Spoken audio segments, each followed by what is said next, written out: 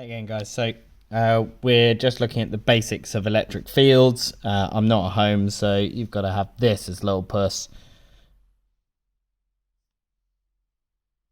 That's her. So she's still featuring, obviously. She's back at home, chilling.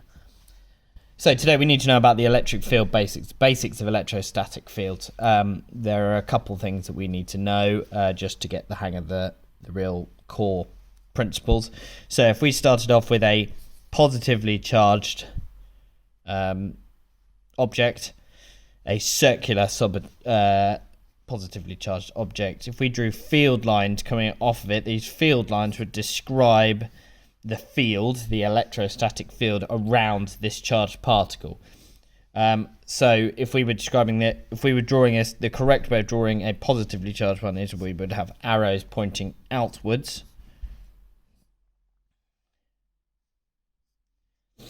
So the arrows must be pointing away from the positive object. We also must know that the field around this object is uniform. It is exactly the same around the outside here. Obviously my drawing isn't perfectly accurate, but these are exactly the same distance apart the whole way around. So all arrows must be uniform. They must be the same. So if we were then to draw a negatively charged particle, a circular particle, it's pretty simple again. If it was the same amount of charge as the positive charge has got over there, it's got the same amount of lines. This time, the arrows would be pointing towards it. So for a positive charged particle, the arrows point away. For a negatively charged particle, the arrows point towards it. So it's an easy way of identifying whether something... So if we didn't know whether this was positive or negative, we could look at the arrows to tell us that. So that would be positive, that would be negative.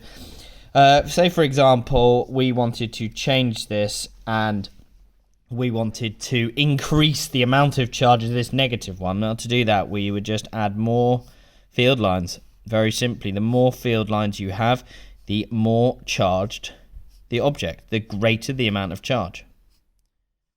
So right now, this object has got more field lines, therefore it has a larger field. Isn't that right, little puss? Yes. See? She says yes. That's all. Those are the real basics that we need to know for today. I like to think of these arrows as describing the path of a positively charged object. So right now, if we had a positive and a positive thing next to each other, it would move away from it.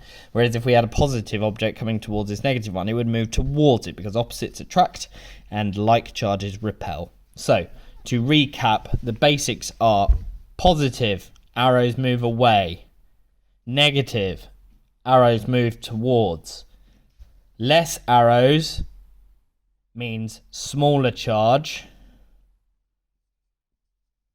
Let's write that down there. Smaller charge. More arrows means more charge.